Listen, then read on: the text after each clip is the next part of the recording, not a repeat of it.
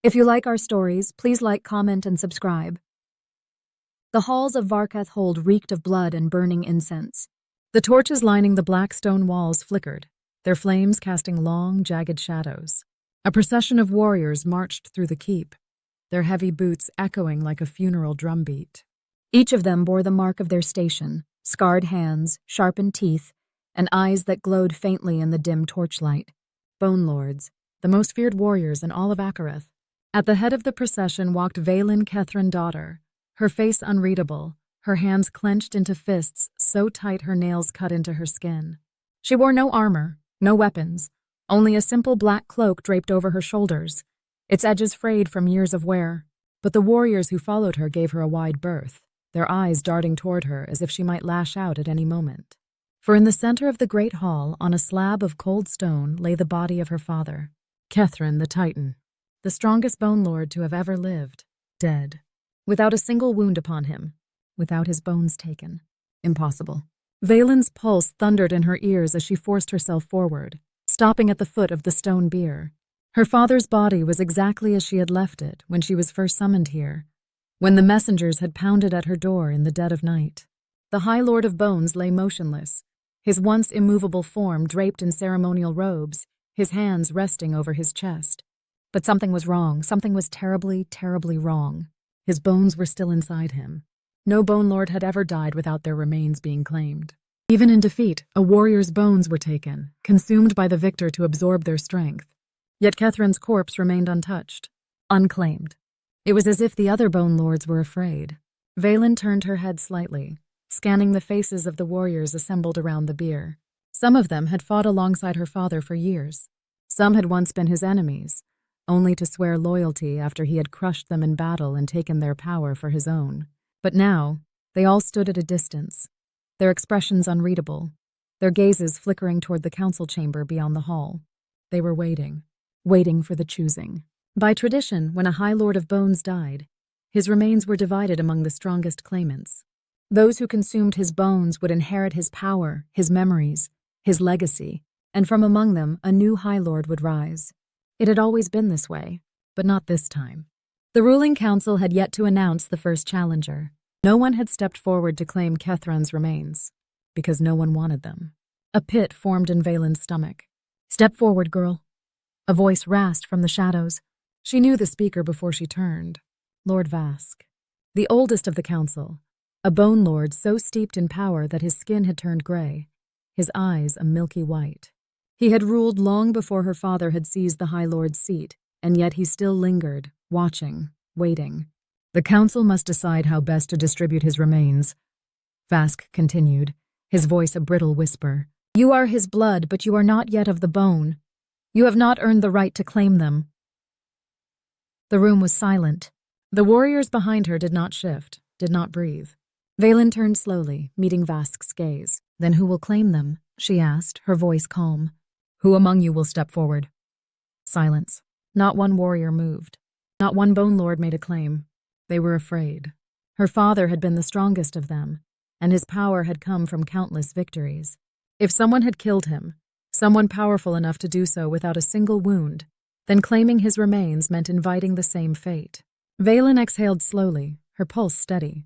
"You will leave him here," she said, stepping forward, placing a hand on her father's cold arm. "Until I decide what happens next." A murmur rippled through the gathered warriors. She had no right to make such a demand. But none of them stepped forward to challenge her. Vask narrowed his eyes. "And what do you plan to do, girl? You cannot keep his bones forever." Vaelin didn't answer. She simply reached into her cloak and pulled out the small glass vial she had found in her father's study just before coming here. It was filled with fine white powder, bone powder, and on the vial, scratched into the glass, was a single word, a word that made her blood run cold. "Run!" her father had known. He had seen this coming. And now, whatever had killed him was coming for her next. The vial felt cold in Vaelin's hand. She stood over her father's body, the glass container so small, so fragile, yet it weighed on her like iron. The word "run" was scratched into its surface, a warning left behind by the strongest Bone Lord to have ever lived. A man no one should have been able to kill. And yet here he was, cold, silent, gone. The Bone Lords still stood in the hall, waiting. Waiting for her to leave. Waiting for someone else to make the first move. But none of them dared to claim Kethran's remains. Not yet.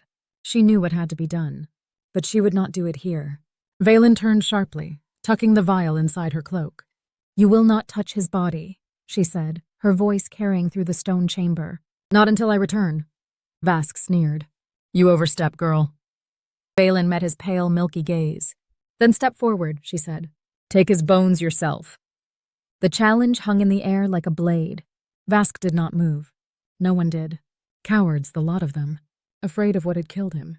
Afraid that whatever had taken Kethran would come for them next. Let them be afraid. Without another word, Vaelin turned on her heel and strode from the chamber. She did not look back. She did not stop. She only walked, keeping her grip firm on the vial, the weight of her father's last message burning against her palm.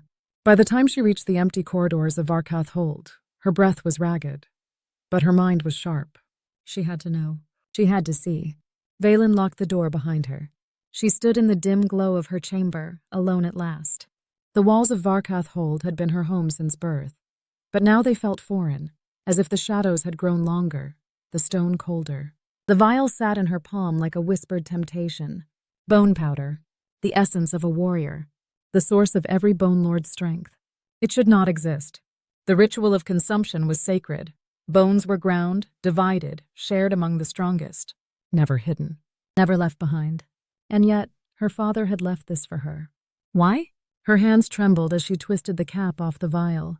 A fine white dust swirled inside, lighter than air, deceptively harmless. Her father had been the most powerful warrior in Akareth. If this was his essence... She hesitated. Once she took it, there would be no turning back. She would see what he had seen, feel what he had felt. And yet there was no choice. Vaelin inhaled.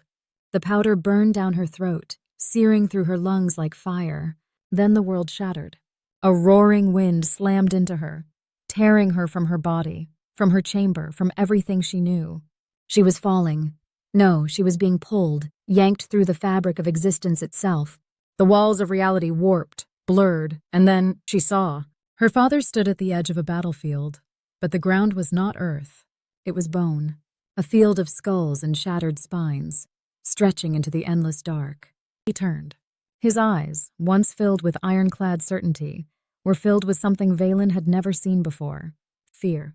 A shadow loomed before him, vast and unknowable, a thing that had no form and yet was everywhere. And then a voice that did not speak but invaded her mind, slithering into her thoughts like an infestation of rot. "You have taken what was never yours. The debt will be paid." Her father's mouth opened, but no sound came out. His bones, his very flesh, began to twist, his body breaking apart like sand in the wind. Vaelin tried to scream. She tried to reach for him, but her arms were not her own, her body a ghost in the vision. Then the thing, the shadow, the voice, the hunger, turned its gaze toward her. It saw her, and the world snapped back into place. Vaelin gasped, her body collapsing onto the stone floor. Her lungs burned. Her hands shook violently, her limbs weak, her pulse erratic. The vision still throbbed in her mind, refusing to fade. She had seen it. She had seen what killed her father. It was no warrior, no rival Bone Lord, no assassin in the night. It was something ancient, something that had been waiting. The Bone Lords had always believed they took power from the bones they consumed, but her father had seen the truth. The power had never belonged to them. They had been stealing it. And now, whatever they had stolen from was coming to take it back. Vaelin forced herself to stand. Her breathing was ragged, her vision blurred, but her mind was clear. She had to move. Someone had killed her father. Someone had known this would happen. And if they knew she had seen the truth, she would be next. A sound outside her door, a soft scrape. She reached for the dagger at her belt. She was no longer safe. The scrape came again, soft, deliberate.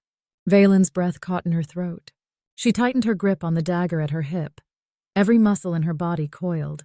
Her heart pounded, the echoes of the vision still twisting in her mind. Something had killed her father. Something ancient. Something unseen. And now something was at her door.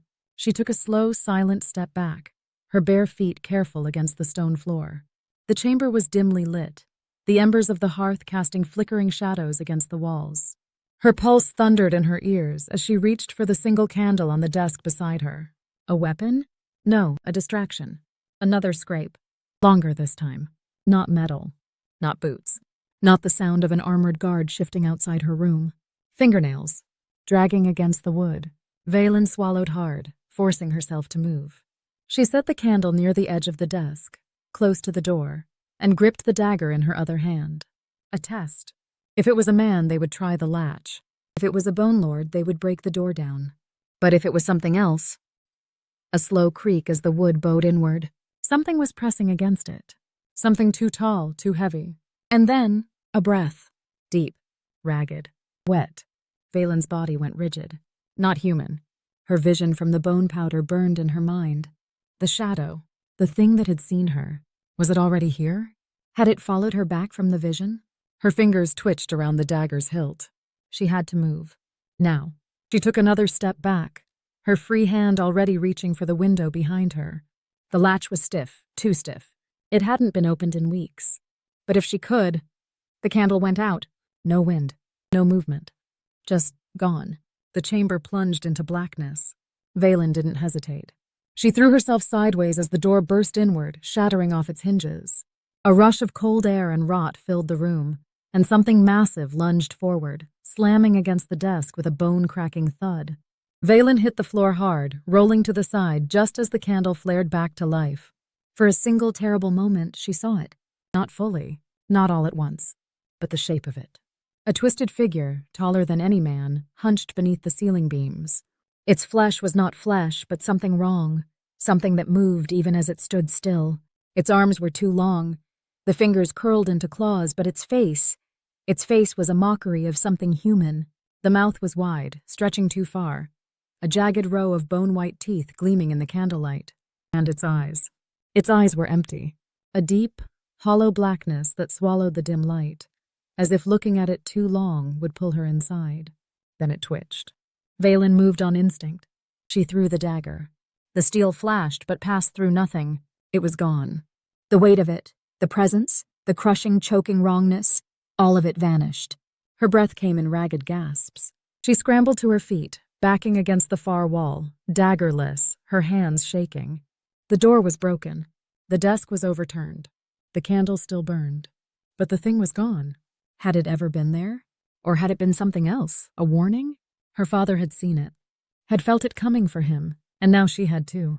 The Bone Lords thought they ruled this land, thought they had mastered the power of the bones they consumed. But they had stolen that power. And now, whatever had been waiting, it had begun to wake. Vaelin clenched her fists. If she stayed here, she would die. She had to leave. She had to find the truth. And she had to do it before the Bone Lords realized she had seen too much. The night air was thick with the scent of rain and stone. Vaelin moved like a shadow through the empty corridors of Varkath Hold, her breath steady, her heart hammering against her ribs.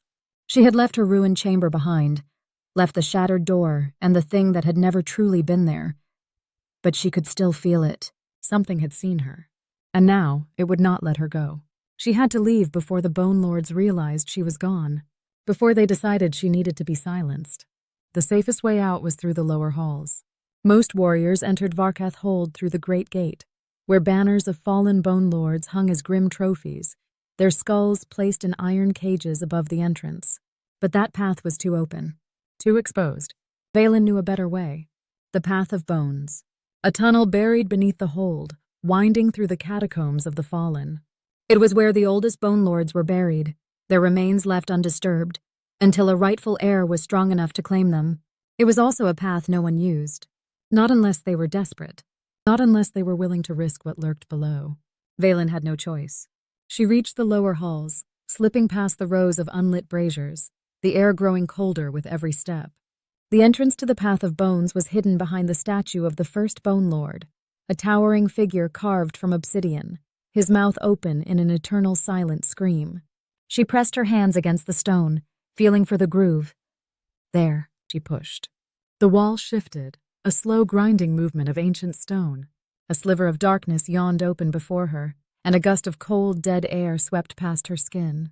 The entrance to the catacombs. No turning back now. She slipped inside. The tunnel walls were lined with bones, not scattered, not buried. arranged. The ribs of long-dead bone lords formed archways, their skulls embedded into the walls, watching, hollow-eyed.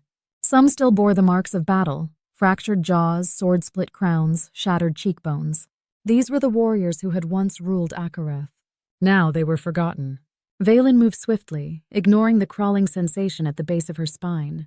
She had trained herself not to fear the dead. The dead did not strike first. The dead did not scheme. It was the living she feared, a distant clatter. She froze.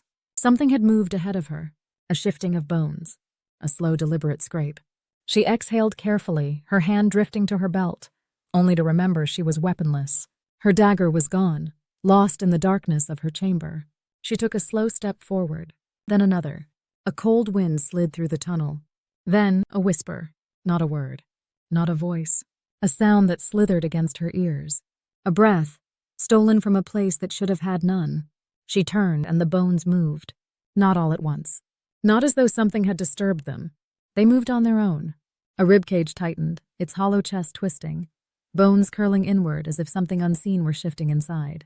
A skull tilted, its jaw cracking open as if about to speak. A hand. Not flesh, not whole, bone curling upward from the dust. Vaelin stumbled back. The bones were waking. Something had awakened them. And whatever it was, it knew she was here. She had to run. She sprinted down the tunnel. The whispers grew louder, rising to a chorus of dry, rattling voices. The bones beneath her feet shifted as she ran, rolling against the stone like a tide trying to pull her under. She could see the exit ahead, a narrow archway leading to the outside. If she could reach it, she could escape into the forest, disappear before the Bone Lords realized she was gone. Closer. The whispers grew sharp, slicing into her mind, filling her skull with a noise that was not sound but something older, something worse. The debt will be paid. Her vision blurred. Her legs faltered. The bones were rising. And then, a hand seized her wrist. Not cold. Not dead. Solid. Human. Alive. She barely had time to react before she was yanked forward, pulled through the archway as the tunnel collapsed behind her, burying the whispering bones in a cloud of dust and stone. She gasped, tumbling into the wet earth outside, her body shaking. Her ears still rang with the whispers, but the air was different here. Lighter. The presence was gone, but someone had pulled her out. She twisted, ready to strike, and stopped. A man stood before her, cloaked in dark leathers, his face shadowed beneath a deep hood. But she knew him. Riven, a rogue bone lord. A man who had once stood beside her father. A man who had vanished 3 years ago, thought dead. Yet here he was, his grip tightened on her wrist. His voice was low, urgent. "You should not have taken the powder, Vaelin." Her blood went cold. He knew.